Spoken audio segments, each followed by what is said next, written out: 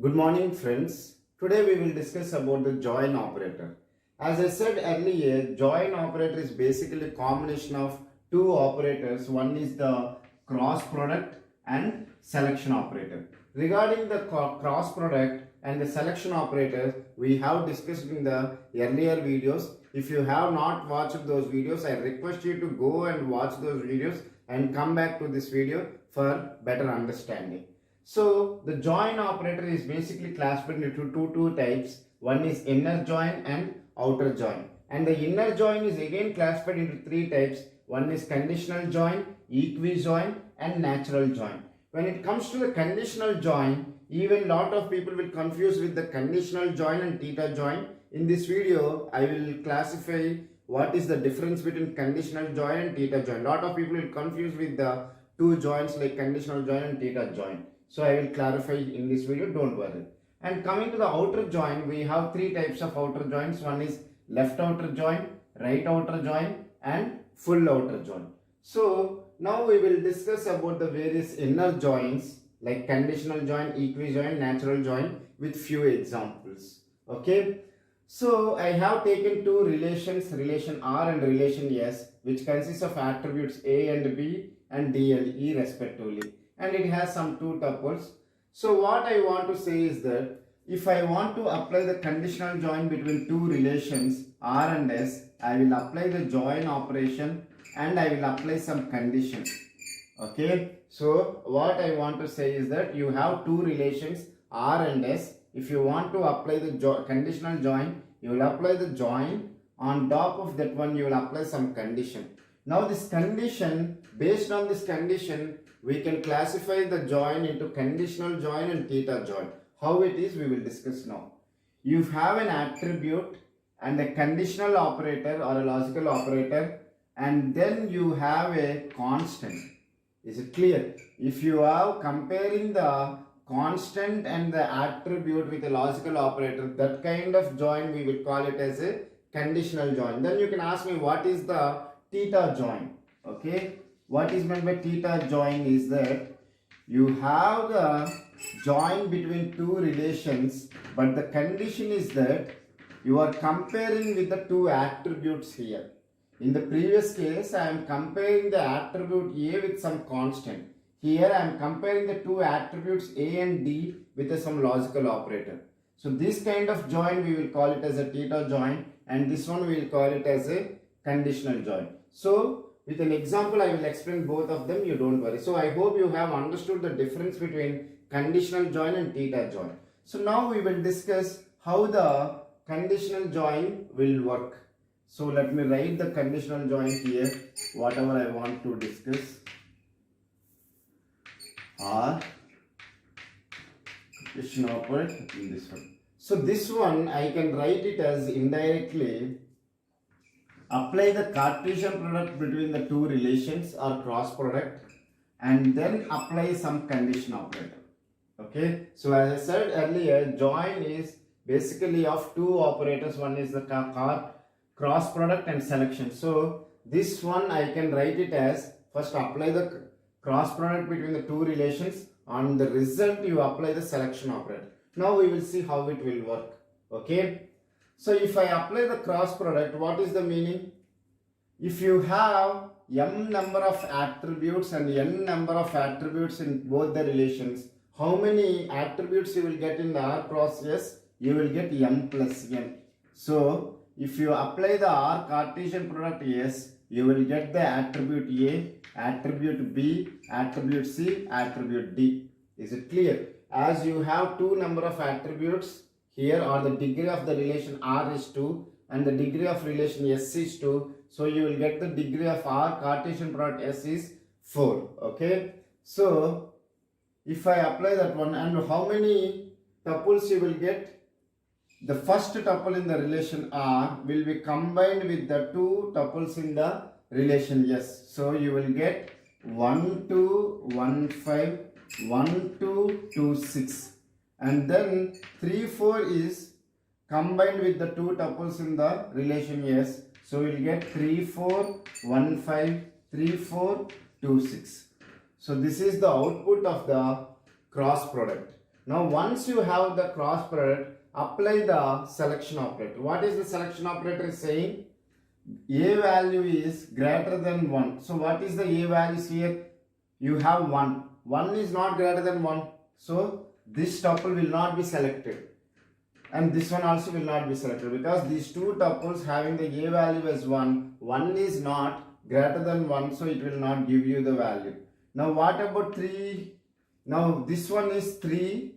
3 is greater than 1, so this tuple is satisfying the given condition, and this tuple is also satisfying the given condition. So the output you will get it as A, B, C, D, 3, 4, 1, 5, 3, 4, 2, 6. So if you apply the conditional join between the two relations R and S, and with some condition called attribute A is greater than 1, then these are the two tuples will be come as an output. So I hope you have understood with this example what is a conditional join. Let me explain the theta join. Okay, so that you will understand the difference between them. Okay, suppose let me say that I want to apply the theta join. The theta join I want to apply is that A value should be greater than D. Is it clear? If I apply the A value greater than D, first it is nothing but I have to apply the cross product. If I apply the cross product, I will get the output as 1 2 1 5 1 2 2 6 3 4 1 5 3 4 2 6. So this is the output we will get. Okay, now once I got the Cartesian product, I need to apply the selection operator saying that A value is greater than D. Now you need to check where the A value is greater than D. 1 and 5. 5 is greater than 1, so it is not satisfying. What it is saying? 1 is greater than 5. No, it is not satisfying the condition. This is also not satisfying the condition. This is also not satisfying the condition. This is also not satisfying the condition. So I can say that if you apply the theta join like this on the two relations R and S, then you will get the zero number of tuples. Let me make it as A is less or A is equal to or not equal to. Let me write it as A value is less than D. Okay, if I mention A value is less than D in the theta join, then how many tuples you will get the output? You will get this tuple as an output because 1 is less than 5, 1 is less than 6, 3 is less than 5, 3 is less than 6. So you will get the 4 tuples as an output. Okay, so I hope you have understood what is the condition join and what is the theta join and what is the difference between conditional join and the theta join. Then next we will discuss is equijoin. Okay, now the equijoin is nothing but if you are applying an equal condition or the logical operator equal to between two attributes, then we will call it as an equijoin. So if I apply A is equal to D here, okay, so I am applying the equijoin between the two relations R and S. When I can call it as an equijoin, if you are applying the logical operator called equal to, okay, then we will call it as a equijoin. So equijoin, if I apply 1 is not equal to 5, so this tuple will not be selected, and 1 is not equal to 6. See, these are not logical operators, these are relational operators. Excuse me. Okay, 1 is not equal to 6, 3 is not equal to 5, 3 is not equal to 6. Okay, so none of the tuple will be selected. What is the logical operators? You have logical or logical AND. Okay, I think you know the where we will apply the conditional things. Whereas this one is a relational operators like less than, greater than, or equal to. Okay, sorry for that one. So what I can say that none of the tuples are selected. Is it clear? Suppose if I write it as B is equal to C, okay, then I have to apply the Cartesian product. This is the result I will get. On top of that one I am applying a selection. Let me see how many tuples will be selected. 2 is not equal to 1, so this tuple will not be selected. 2 is equal to 2, so this one will be selected. 4 is not equal to 1, so this is not selected. 4 is not equal to 2, so this is also not selected. So only this tuple will give me the output as, if I apply the equijoin between the relation R and S on the attributes B and C. Okay, not B and C, it is B and D. Okay, is it clear? So I hope you have understood what is equijoin. Now let me discuss what is natural join. This is the famous join operator usually we will apply between the two relations. Okay. Now let me discuss with an example what is the natural join. Remember one thing, if you want to apply the natural join between two relations, there should be a common attribute between the two relations. Means the name of the attribute should be same. Here you have A and B, here you have D and E. So I can say that there is no common attribute in the both the relations. So then in that case, how it will work? If it is a common attribute will be there, how it will work we will discuss now. If you are applying the natural join, if you don't have common attribute, then it will be simply act as a cross product. Is it clear? Please remember one thing, the natural join is the simplest join and usually it is a powerful join we will use regularly. The condition for the natural join is, if you want to apply the natural join between the two relations R and S, there should be a common attribute between the relation R and S. In this case, if you see that there is no common attribute, A and B is there, D and E is there. So the name of the two attributes are not same in both the relations. So in that case, it will be simply work as a cross product. Okay. Now, if there is a common attribute, let's take that here I have relation R is having attributes A and B, relation S is having attributes A and E. In that case, how it will work is that the natural join will directly apply like this. There will be no conditions, nothing. Okay, natural join we will just apply like this, R natural join S. In that case, how it will work? This is equivalent to R Cartesian product S, R join S, A is equal to A.